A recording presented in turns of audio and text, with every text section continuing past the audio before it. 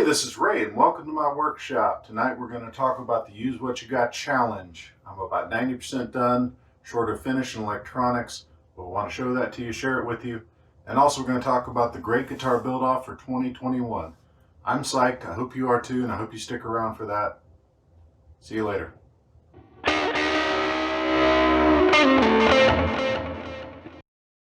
Hi, welcome to my studio.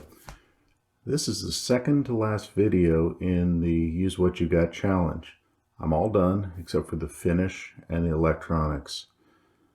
Lots of sanding and details, and I really love doing that stuff. So I'm going to take my time, but it's almost done. I'll give you a final video on the completed guitar and a demo. Other things, I want to thank the other guys in this Use What You Got. It's been fun, and I want you to check those guys out. At the end, I'm going to give you some thoughts on the Great Guitar Build-Off 21. For sure, I am in. Second, I'm probably going to be in both categories. And we'll talk about it more at the end of the video. So, on to the build. Okay, so this is where we last left it, trying to figure out exactly where to set up the length of the bolts for putting on the neck. So what I'm doing here is I'm making sure that I've got the body square. I use my radius sanding block in order to get the body squared up to the drill. This may not be the best method. I could probably fixture this, but right now it works pretty well. And as long as I keep it level and get the alignment with my marked points, everything turns out fine.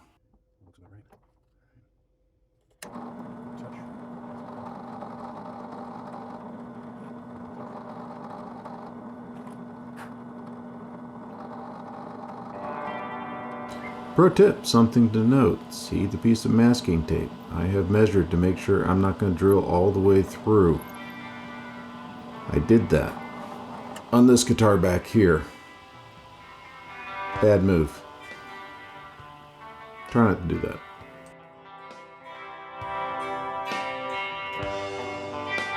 You just gotta love it when a plan comes together. Here's my frets. There's my notch straight edge.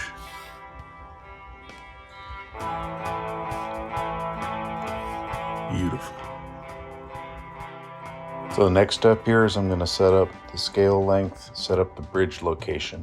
So I've been using my notch straight edge the whole time, and this is set up for a 25.5 inch fender scale length. I am going to place the bridge just temporarily onto a centering scale and move that forward to the point where each piece of the bridge is approximately aligned at the 25.5 line. Now these are adjustable afterwards, we all know that, but getting it off, you'll run out of adjustment. The other trick of this is getting it exactly centered. So that's why I put it on a centering rule.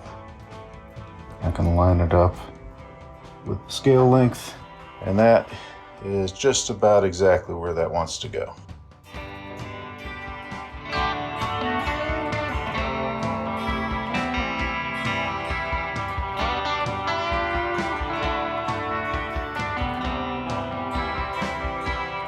Happy to say this turned out very well. Nice and centered on the stripes. Good looking back. They'll string it up, it'll play.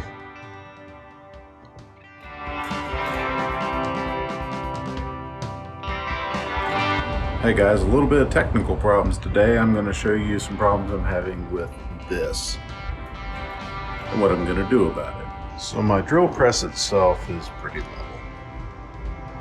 Alright, however, if you recall, I've wedged the sides. That's not going to do. If you remember, the design called for a tube to go straight through. Well, that would mean I'd need to drill a hole this deep perfectly perpendicular to the center line. A lot harder to do than it sounds, considering I don't even have a bit this long to work, much less a 1-inch bit. So that's not going to work very well. The only way to fix something like this would be to perfectly set this thing up perpendicular, drill perfectly through this side, flip, do a bit from the other side, drill it in the middle, and have those meet exactly. If I had a machining center, I could do it. I've got a drill press and some wood, so that's not going to work. So if they're not going to meet in the middle, I mean, I can match this up. This is my center line here, and I can get that bubble centered, so I get a little bit of a wedge. But I think getting those to work is going to be just tricky. So since this thing's wedge shaped anyway, why don't I create a wedge? So what I've done here is I created just a little wedge out of a couple pieces of wood, some masking tape. Now when I drill through, I'm going to be drilling through perpendicular to this face. That means my tube as it goes in will be perpendicular, but it'll be angled to the center line. It'll actually be leaning forward relative to the center line, which I think aesthetically is going to look really good. The only thing I lose that way is the ability to use a pole all the way through one piece, matching on both sides, but they don't have to meet exactly at the center, and that's the trick. I can now take the outer wings, and this will be the base of the outer wing, and I can drill at the same time, so I'm guaranteed to have a linear hole, and that is worth all the money.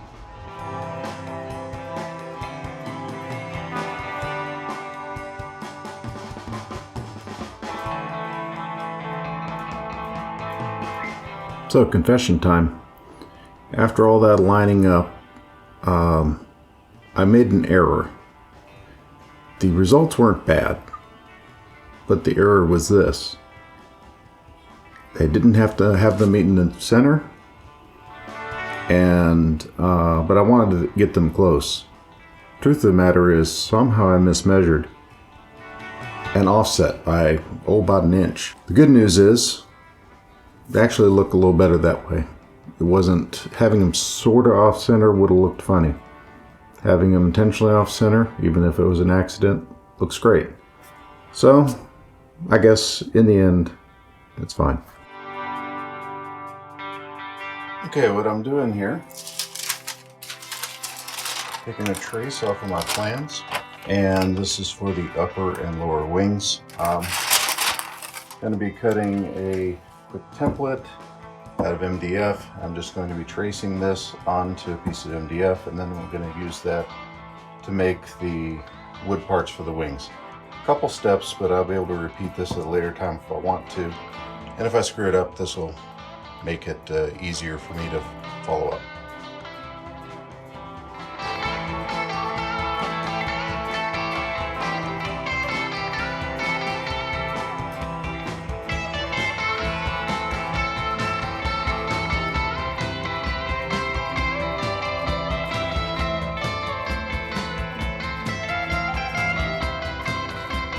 Okay, that's a good start.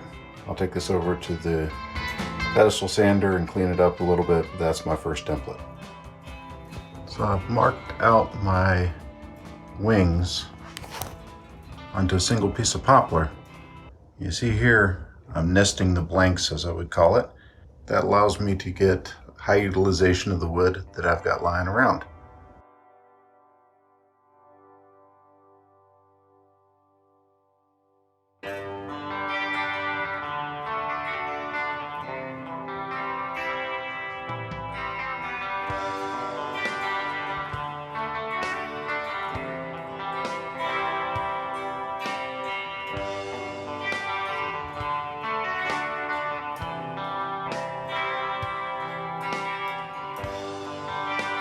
I do have an original template. I made sure I stayed inside the lines, like so. What I'm going to do, line this up even.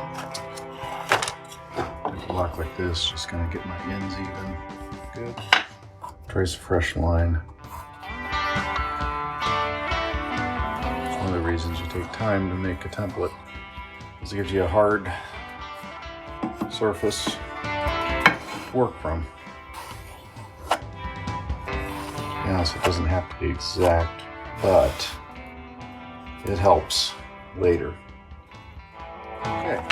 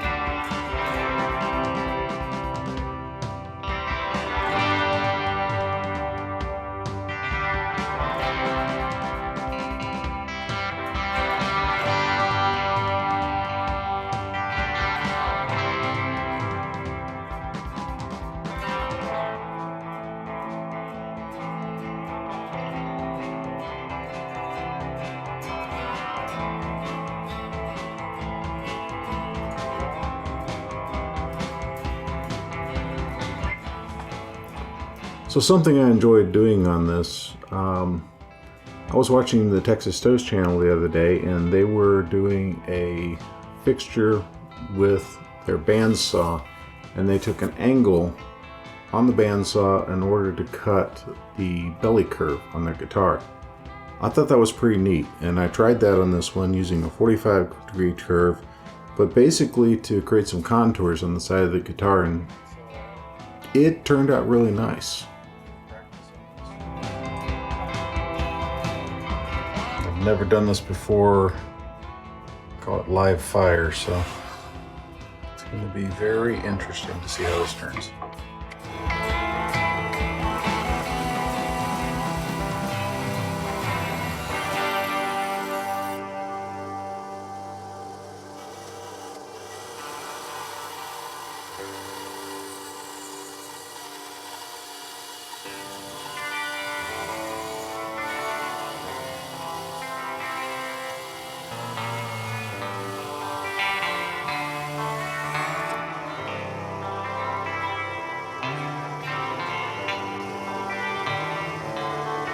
One comment I'd make is that I wouldn't want to do this without a fixture to hold on to. Got that bandsaw cranked up way high and could lose a finger, but if you're careful, works out great.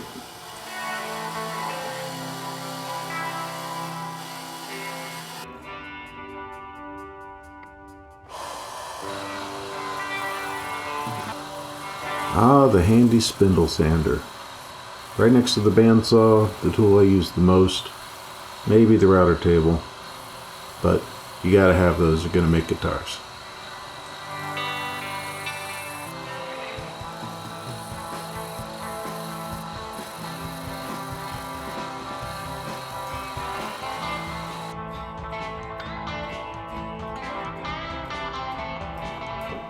I'll save you guys from watching all the detail router work and assembly and just take you right to the end result on the guitar.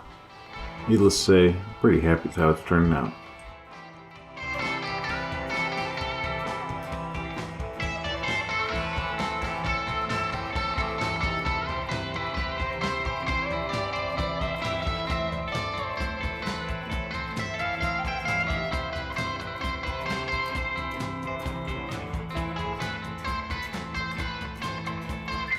And because details matter, I'll take you through a couple close-ups. I'm really looking forward to finishing this thing.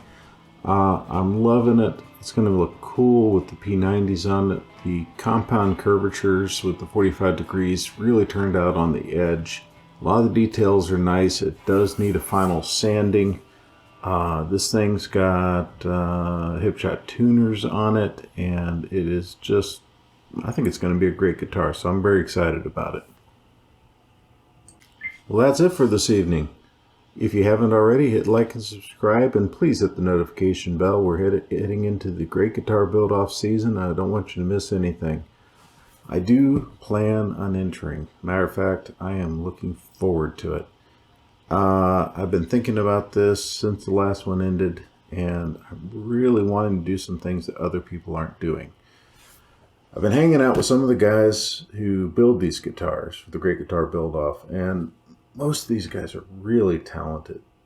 Everybody's got skills. We got wood carvers, we got guys with the machines, we got guys with the experience.